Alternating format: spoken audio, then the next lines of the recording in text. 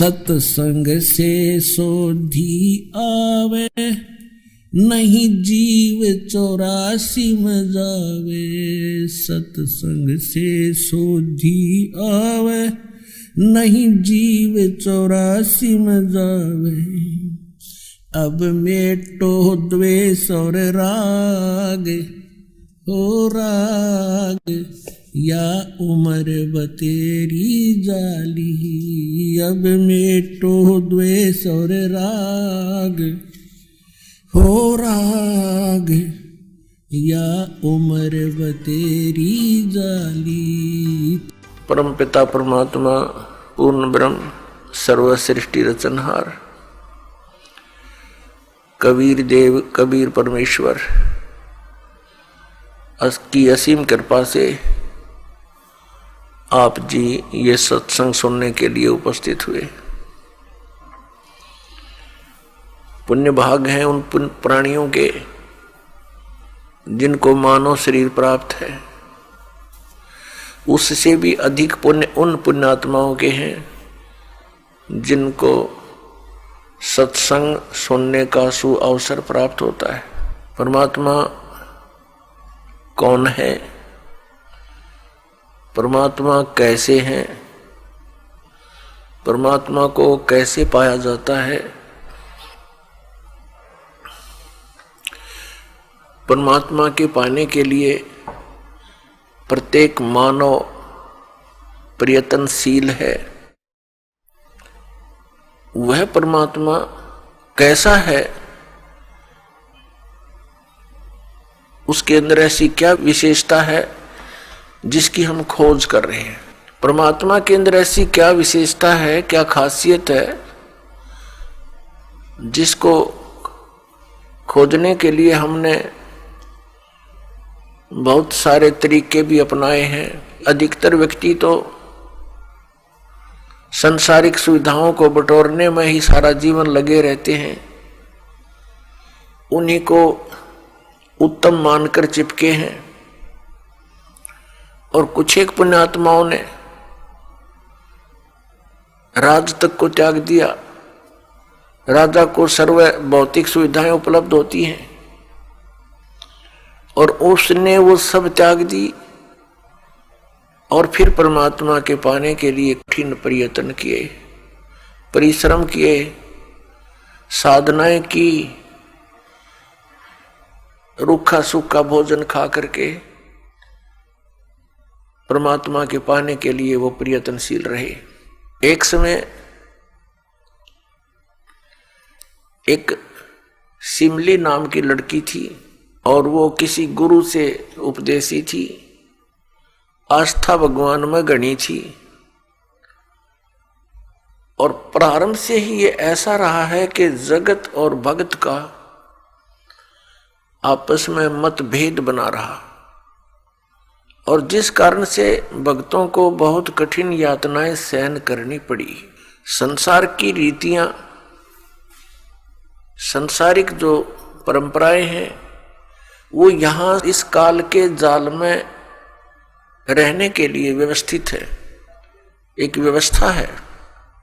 और जो लोग परमात्मा से परिचित नहीं है वो इसी में, इन्हीं में व्यवस्थित है। उस लड़की की बहुत आस्था थी। नगर के बाहर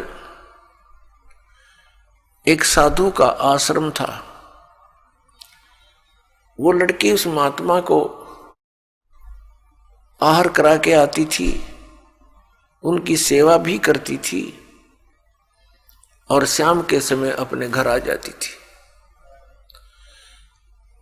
कुल के लोगों ने, परिजनों ने बहुत कुछ प्रतिबंध लगाए लेकिन लड़की नहीं मानी। उस सिमली का एक भाई था, मंसूर नाम था उसका। उसको अन्य व्यक्तियों ने कहा कि आपकी बहन शाम के समय और गैर टाइम को वक्त जाती है संत के आश्रम में। देख ले भाई, इज्जत का सवाल है। और पूरे नगर में चर्चा चलती है अपनी बहन को बनाकर। अब मंसूर ने सोचा भी पहले ये देख तो लूं वास्तव में वहां उस आश्रम में ऐसा क्या है। इस दृष्टिकोण से जब उसकी बहन शाम के समय प्रतिदिन जाती थी साधु का भोजन लेकर, जिस दिन घर वाले भोजन नहीं देते थे तो वैसे जाती थी, उनकी सेवा कराती थी, कोई कपड़े धोआती थी, कुछ देर उनकी चरण दबा देती थी। अब मंसूर ने भाई ने सोचा कि सीधा संत से बोलना अच्छा नहीं होता, साधु संत बड़े सहनशील होते हैं और सिद्धि युक्त होते हैं, अपराध के विषय में कुछ उठपटांग कहना हानिकारक हो सकता है। उसने क्या किया कि आश्रम के बाहर खड़ा हो गया और जैसी भी कच्ची पक्की कोई द्वार थी उसके अंदर कोई सुराख था, उस सुराख से वो देखने लगा। छोटा सा आश्रम था, को 100 गज का होगा, गणित करना 150 गज का, और उसमें एक झोंपड़ी डली हुई थी। संत जी बाहर बैठे थे, गर्मियों के दिन थे, चंद्रमा की रोशनी थी। तो उसने देखा कि लड़की ने जाके भोजन कराया महात्मा को, फिर बर्तन साफ किए, 1-2 कपड़ा धोआ, फिर महाराज जी के चरणों को दबाने लगी, सेवा करने लगी।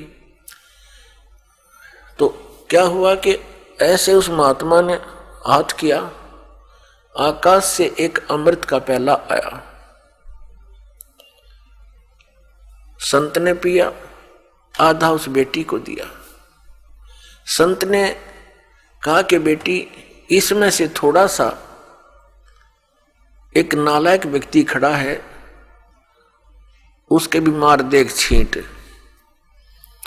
इस सुराख के अंदर से जा और उसके भी लगा दे, थोड़ी सी कल्याण हो जा, एक नालायक व्यक्ति खड़ा है। अब उसने जाकर के, लड़की ने आदेश पालन करना था, सुराख में से ऐसे कर दिया, उसने देखा कौन है कैसे है, तो उसके भी जीभ पर वो थोड़ा सा अमृत की छींट लगी। एकदम उसके हृदय में एक विशेष प्रेरणा हुई कि मैं बहुत पापी हूं, मैं नीच हूं, और ऐसे पाक साफ महापुरुष के विषय में मेरे मन में दोष आया। रोता हुआ आश्रम के अंदर प्रवेश हुआ और कहा, महाराज मुझ पापी का भी उद्धार हो सकता है। मैंने आपके बारे में बहुत गलत सोचा। उस संत ने कहा, बेटा जब तक बोध नहीं होता, ज्ञान नहीं होता, तब तक प्राणी के ऐसे अपराध अक्षमा करने योग्य होते हैं। और बेटा कोई जानबूझ कर करोगे, दीक्षा उपदेश लेने के बाद आपके मन में ऐसा संत के गुरु के प्रति दोष आता है, तो फिर आप पाप के भागी भारी बन जाओगे। काफी देर सत्संग सुनाया, प्रतिदिन वो भक्त अपनी बहन के साथ दिल्ली आने लग गया, खूब सत्संग सुना, दोनों बहन भाई मिलकर सेवा करते थे। फिर क्या हुआ कि उसके हृदय में एक ऐसी प्रेरणा हुई, अनल हक, उस संत ने उसको एक मंत्र दे दिया, अनल हक, कि इसका जाप किया कर। अपन आत्माओं, पिछले पुण्यकर्मी प्राणी ही परमात्मा की खोज में लगते हैं, उनको ही इतना शीघ्र इन बातों का असर होता है, संत के वचनों का। तो महान पुण्यात्माओं में से एक था मंसूर, और संत की कृपा से उसके पिछले पुण्य शटार्ट हो जाते हैं, उदय हो जाते हैं, और वो प्रेरित होकर के वो भक्ति प्रारंभ कर देता है। जैसे एक फॉर एग्जाम्पल, जैसे कोई कटोरी में घी डाल रखा है, उसमें एक ज्योति भी रखी है, और वो ज्योति जला रखी थी, बुझ गई, घी भी है उसके अंदर, बनी बनाई बातें भी उपलब्ध है। एक सीख लगाने की आवश्यकता है, वो जग जाएगी। तो जितने भी पुण्यकर्मी प्राणी हैं, जो भी साधु संत महापुरुषों के प्रवचन सुनते हैं, किसी भी संत के, चाहे उसने भक्ति मार्ग का कति ज्ञान नहीं, लेकिन भगवान की महिमा तो वो भी सुना ही देते हैं। तो उससे क्या होता है कि वह ज्योत जग जाती है। अब वह ज्योत तक जगगी जब तक पूर्व जन्म का उसके अंदर घी है, यानी पुण्य है, तो वो जगेगी, प्रेरणा बनी रहेगी भगवान के पाने की। यदि आगे उसमें विधि घी उसके पास नहीं है डालने के लिए, तो वो ज्योति भी जल जाएगी और घी भी समाप्त हो जाएगा और सारा कटोरा व कटोरी काली हो जाएगी। तो पुण्यात्मा उस अनल हक मंत्र के गुरु जी ने दे दिया, जो मंत्र देना था उसको। अनल हक का अर्थ होता है अहम ब्रह्मास्मि, मैं ही ब्रह्म हूं, मैं ही परमात्मा हूं, अनल हक। हालांकि ये कोई मंत्र वंत्र नहीं था, लेकिन उस मंसूर के अंदर वो पूर्व जन्म का घी और ज्योति रह रही थी, वह जगगी। अब उस मंत्र से भविष्य में तो कोई लाभ उसको होना नहीं था, क्योंकि वो चार्जर ठीक नहीं था।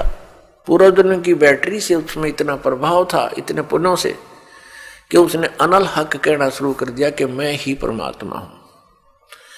अब भोली आत्माओं पुण्यात्माओं को जैसा भी गुरु ज्ञान देता है, वो तो दृढ़ होते हैं। गुरु जी ने 2 दूना 6 कह दिया तो वो 6 ही बोलते रहेंगे। घर वाला कहेगा, कोई उसको बताना चाहेगा, वो नहीं मानेगा, कहता नहीं मेरे गुरु जी ने ऐसे ही बोला। तो अबोध बच्चे ऐसे ही होते हैं। इस बात का ज्ञान पूरे मुसलमान धर्म में हुआ, क्योंकि वो मुसलमान धर्म से संबंधित था। और मुसलमान धर्म ये मानता है कि जीव ब्रह्म नहीं हो सकता। वैसे तो जीव ब्रह्म हो ही नहीं सकता, ये तो अंडरस्टूड है। जीव तो ब्रह्म है ही नहीं, ब्रह्म अलग है, जीव अलग है। ब्रह्म मीन भगवान, जो जीव का भी उत्पत्ति करता है। लेकिन मुसलमान धर्म ये मानते हैं कि पृथ्वी पर परमात्मा नहीं आ सकता। वह तो 7वें आसमान में रहता है, 7वें स्वर्ग में।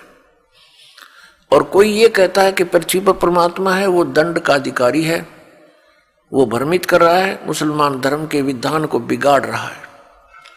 इस कारण से मंसूर को बहुत बार समझाया, राजा तक बात गई,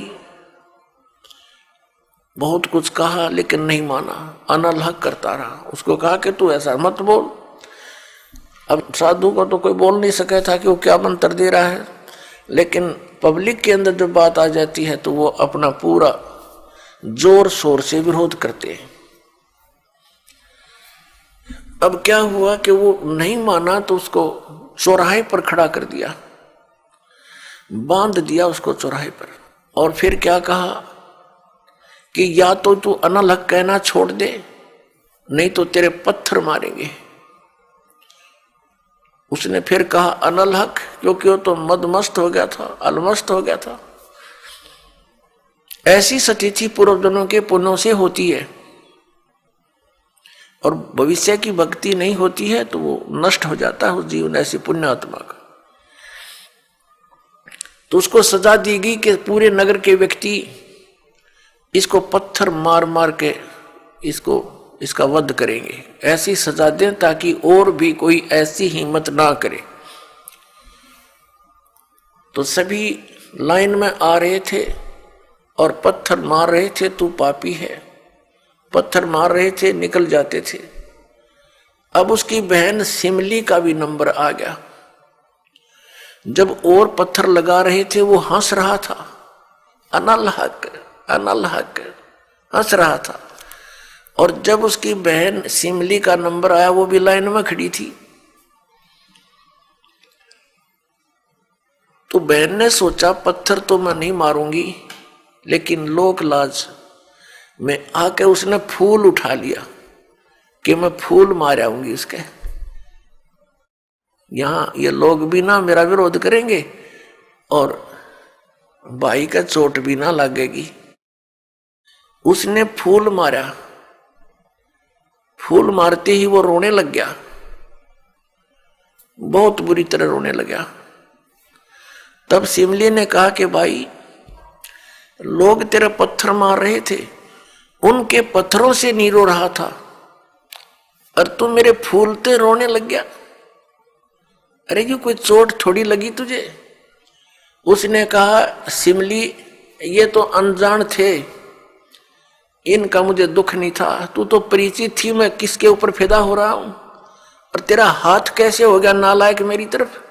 तूने भगवान की तरफ हाथ कर दिया, मैं भगवान के लिए डिवोटेड हूं, और तूने क्या समझा फिर ज्ञान को? न्यू रो रहा हूं, तेरा जीवन बर्बाद हो गया, तूने ज्ञान समझा नहीं बहन, तेरे फूल का मुझे इसलिए दर्द हुआ, तू तो परिचित थी इस बात में।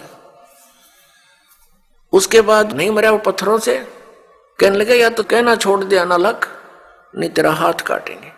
उसने कहा अनल हक, हाथ काट दिया। फिर कहा दूसरा हाथ काटेंगे या बंद कर दे, अनल हक। तेरी गर्दन काटेंगे, बंद कर दे, अनल हक, काट दिया। अब उसको गाड़ा नहीं, मुसलमान धर्म में नीचे दफनाते हैं जमीन में, उसको सवा कर दिया काफिर समझकर कि काफिर जलाए जाते हैं, उनकी सोच है। और उस राख को जल में फेंक दिया कि इसका नामो निशान मिट जा दरिया में। कहते हैं वो राख भी, ऐस भी, वो बबूत भी अनल हक अनल हक अनल हक करती जा रही है। और 1000 मंसूर बनकर गलियों में घूम रहे हैं। सबने दरवाजे बंद कर लिए, टट्टी पेशाब निकल गया, लोगों का घबरा गया, ये क्या हो गया, भगवान का भगत था, ऐसा हो कर दिया इसके साथ। तो पुण्यात्माओं, अब ये ज्ञान है, तत्व ज्ञान है, इसको बहुत गहराई से समझना है, इससे कई कंसेप्ट क्लियर होंगे। अब प्रसंग तो चला है कि जिस परमात्मा के पाने के लिए और जिस लोक में जाने के लिए महापुरुषों ने ऐसी कुर्बानियां दी, तो कैसा है वो भगवान, कैसा होगा वो देश, ये अंडरस्टूड है।